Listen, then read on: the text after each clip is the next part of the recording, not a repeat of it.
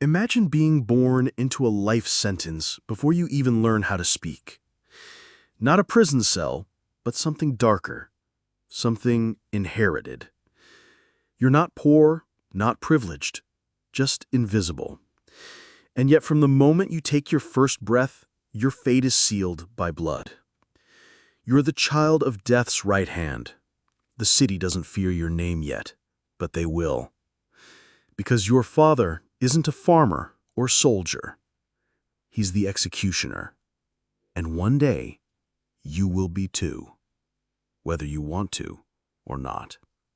You're born in 17th century England to what most would call an average family. No silk robes, but no empty bowls either. Your mother cooks, cleans, and protects you like her life depends on it. Your father? Always gone, always doing something. At just 1 year old, you've already dodged death. Literally. Nearly 40% of infants like you don't make it this far. So, congratulations. You're officially beating the odds. But something feels off. By age 3, you notice your life isn't like other kids. No visitors, no playmates, and your mother never lets you step outside. She warns of wolves, stray ones, child-eating ones. You believe her. Until one trip to the market changes everything. You expect an adventure. Instead, people stare, whisper, curse. You don't understand until you hear it. Executioner's brat. Your mother yanks you away, panic in her eyes. But it's too late. The secret is out. And now is so your curiosity. That night, when your father finally comes home in his flashy coat, you demand answers. He gives them, plain and cold. He is the city's executioner.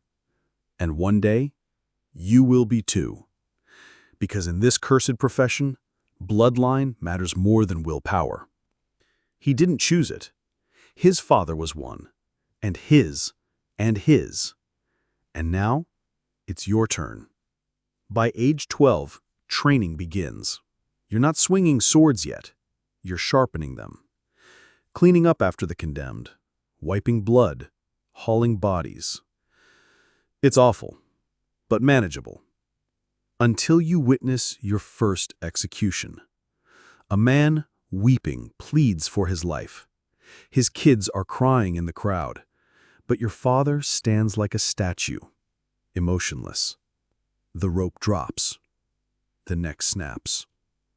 And the world changes for you. This is no longer practice. This is your destiny.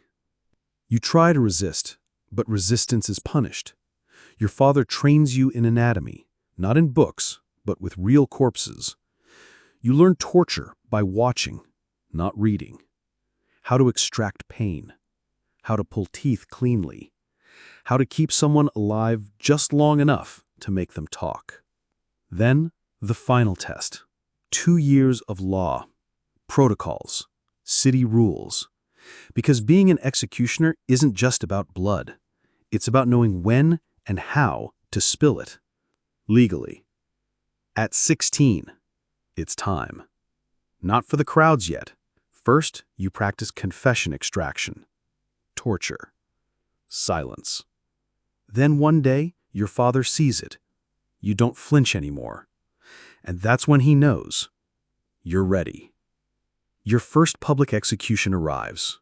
You wear the black cloak, not to hide your identity, but to announce it. Everyone knows who you are.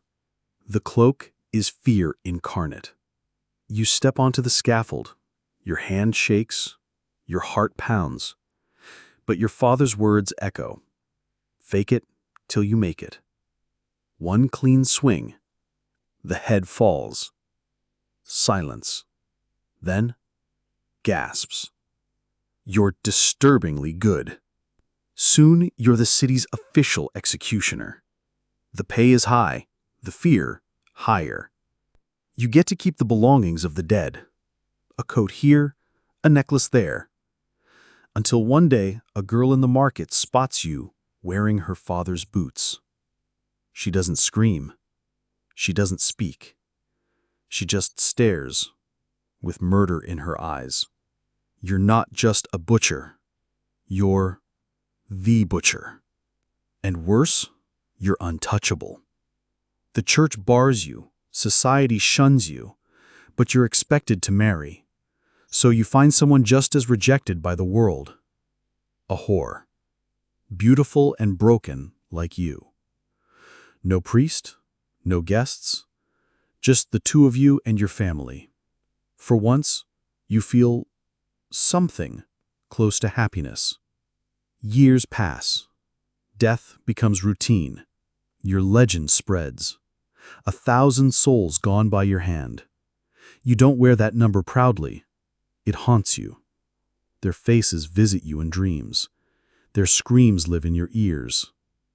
Then, mercy. Your wife gives you a son and a daughter. They're your light in all the darkness. But your body starts failing. Your hands tremble. You know the day is coming when you'll make a mistake. And in this job, a mistake means your own head rolls next. So, you do what was done to you. You take your son aside and begin the cycle again. He hates it, just like you did. But you know what you've learned too well. In this life, mercy is weakness. You don't live by kindness. You live by the blade. Thanks for watching. Stories like these are why I love making these videos. If you've got ideas for the next one, drop them in the comments. I'll read them all. And before you go, don't miss the next video.